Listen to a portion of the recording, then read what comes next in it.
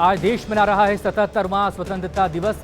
लाल किले की प्राचीर से प्रधानमंत्री नरेंद्र मोदी ने लगातार 10वीं बार झंडा फहराया। इस मौके पर पीएम मोदी ने देश के वीर सपूतों और क्रांतिकारियों को याद किया। अपने संबोधन में पीएम मोदी ने कहा कि ये भारत न हारता है और न हारता है।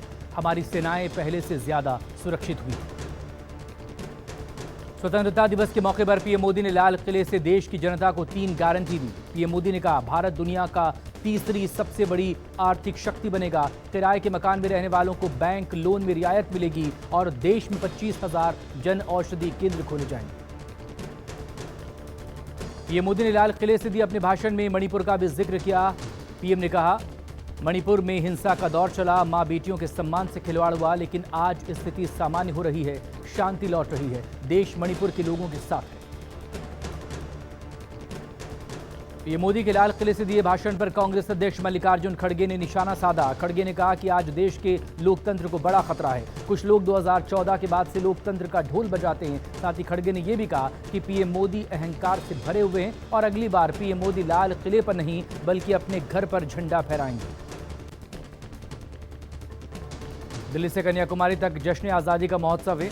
अटारी वाघा बॉर्डर पर स्वतंत्रता दिवस के मौके पर बीटिंग द रिट्रीट सेरेमनी का आयोजन किया गया। इस समारोह को देखने के लिए हजारों लोगों की भीड़ उमड़ी। इस दौरान भारत माता की जय के नारे भी गूंजे।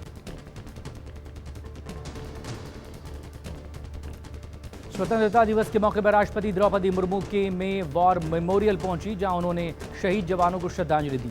राष्ट्रपति द्रौपदी मुर्मू के साथ इस मौके पर रक्षा मंत्री राजनाथ सिंह मौजूद रहे, जहां उन्होंने देश के शहीद जवानों को नमन किया। स्वतंत्रता दिवस पर तमिलनाडु के रामेश्वरम के पास भारतीय तटरक्षक बल के जवानों ने पानी के अंदर तिरंगा फहराया। 77वें स्वतंत्रता दिवस के मौके पर भारतीय तटरक्षक बल ने प्रधानमंत्री नरेंद्र मोदी की हर घर तिरंगा पहल के तहत समुद्र में पानी के नीचे राष्ट्रीय ध्वज फहराया।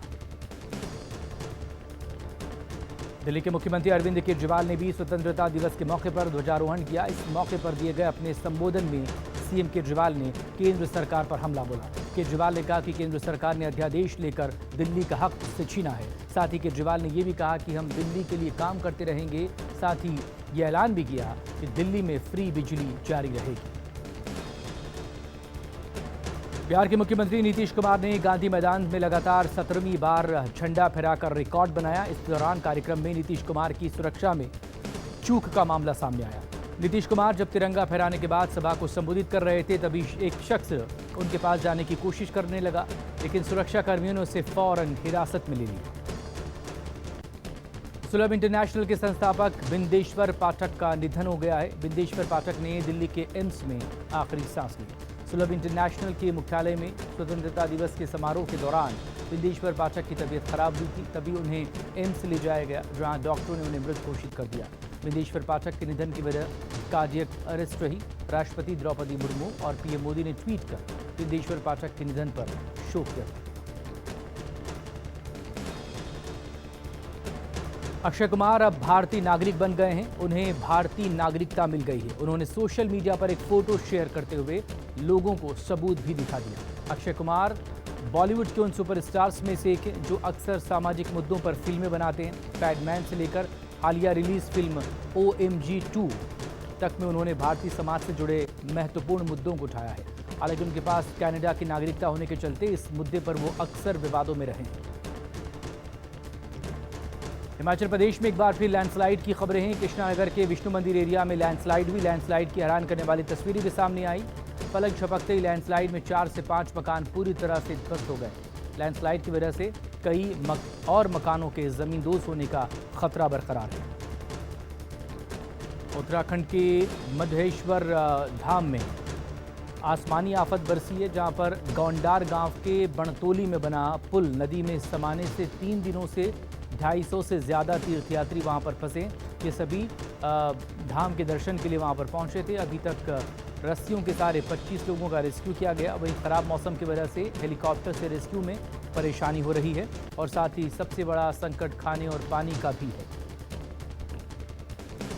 मथुरा के दुसायत मोहल्ले में विष्णुबाग इलाके में एक मकान का छज्जा गिर गया। इस हादसे में करीब 1 दर्जन लोग छज्जे के मलबे में दब गए।